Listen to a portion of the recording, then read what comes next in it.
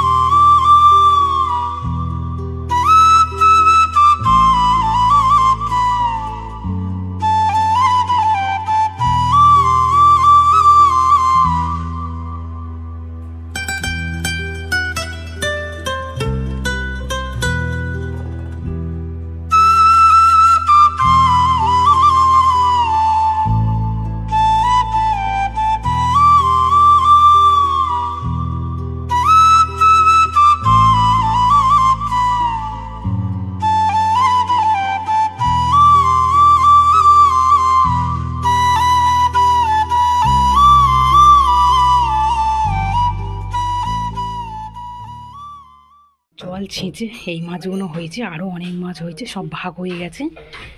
দেখে বুঝতে পারছো সব ভাগের মাছ, ওই জন্য হাবাব করে কেটে নিয়েছে। এটা বড়ো ছিল, হাবাব করে কেটে নিয়েছে, কিন্তু অনেক বড় মাছের মাথাটা।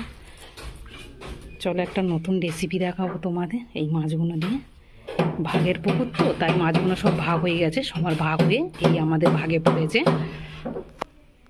নিয়ে এসেছি কেটে পুরো হাফ চুবড়ি মাছ, আর কত বড় বড় পিস হয়েছে মাছগুলোর। একটা থালা নিয়ে নিয়েছি, এখান থেকে বাটা মাছগুলো নিয়ে নেবো। বাটা মাছগুলো দিয়ে আজকের খুব সুন্দর একটা রেসিপি বানাবো। আর ওটা ডোবা পুকুর বলা যায় না, ডোবা মতন ওটা। ওইটাই থেকে মাছ, মানে আমরা 2 বছর 3 বছর 4 বছর বাদে বাদে ছেঁচে ছেঁচে মাছ ধরি। বাদার যত মাছ এসে বা চারধারে যত পুকুরের মাছ এসে ওইটার মধ্যে ঢোকে, আর কিছু ফেলাও হয়। তা অনেক মাছ হয়েছে, তা আমাদের অনেক ঘর ভাগের তো, তাই সবার ভাগ হয়ে এই মাছগুলো আমাদের হয়েছে। যেগুলো চুনোচানা মাছ ধরেছি সেগুলো মানে তোমাদের দেখিয়েছি, ছোটো ছোটো চুনোচানা মাছ ধরতেছিলাম আমি, তোমরা দেখেছো। ওই মাছগুলো অনেকে খেতে পছন্দ করে, তারা নিয়েছে। তাই ওই যে আমার বাটা মাছ গোটাগত দিলেই হবে একটা রেসিপি দেখানোর জন্য। ছোটো ছোটো শোল মাছ, চুনো মাছ অনেকগুলো হয়েছিল। মাছগুলো রেখে দেবো, এগুলো লাগবে না। আজকে রেসিপি বানাবো এই মাছগুলো দিয়ে, আজকের এই বাটা মাছ দিয়ে। হলুদ গুঁড়ো, লবণ, এবার আমি ভালো করে মাখিয়ে নেবো। ওই ডোবাটার মধ্যে প্রচুর জল ছিল, মেশিন দিয়ে ছেঁচে তুলে দিয়েছে, তারপরে আমি থালা দিয়ে ছেঁচে ছেঁচে তুলে দিয়ে তারপর মাছগুলো ধরা হয়েছে। অনেক লোক ধরেছে, শুধু ভিডিওটা অনেক বড় হয়ে যাবে বলে দেখানো হয়নি, তাই অনেকটা বড় হয়ে যাবে। মধ্যে তেল দিয়েছি, একটু লবণ ফেলে দেবো। কম হয়ে গেছে, মাছগুলো দিয়ে দেবো। মাছ কিছুটা দিয়ে দিয়েছি, কিছুটা মাছ ভেজে নেবো। এই রেসিপিটা কিন্তু মাছগুলো উল্টে দেবো। এই গরমের সময় কিন্তু আমরা কিন্তু ভাত কিন্তু খেতে পারি না। এরকমই যদি কাঁচা টমেটো দিয়ে আর এইভাবে যদি বাটা মাছ দিয়ে যদি রান্না করা যায়, খেতে কিন্তু অসাধারণ লাগবে। এক থালা ভাত কিন্তু খাওয়া হয়ে যাবে। অবশ্যই রেসিপিটা বাড়িতে সবাই বানাবে। আমি তো এক হাতে ফোন ধরে আছি, তাই একটু অসুবিধা হচ্ছে উল্টাতে।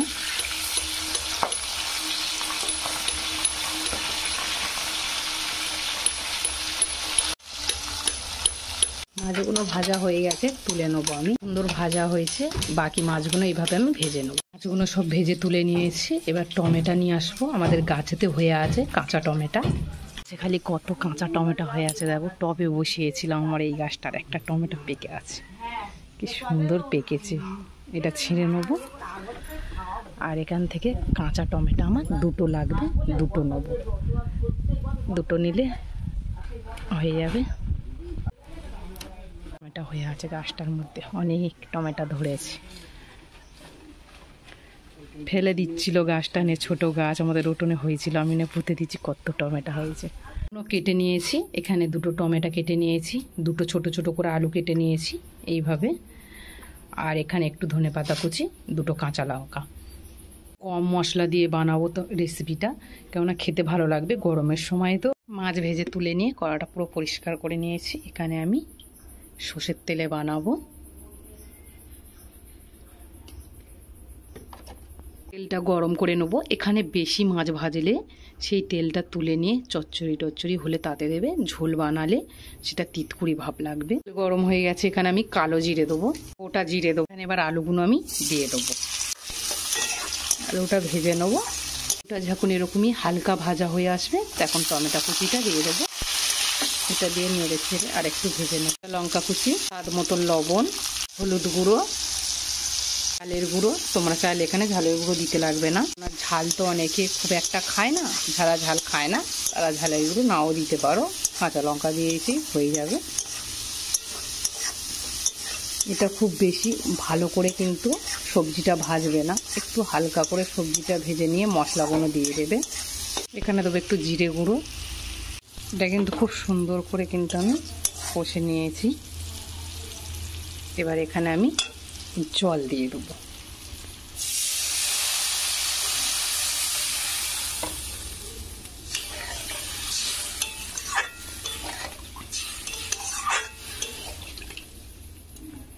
যে যেরকমই ঝোল খাবে সেইভাবে জলটা ব্যবহার করবে। এবার এখানে আমি ঢাকা দিয়ে দেবো।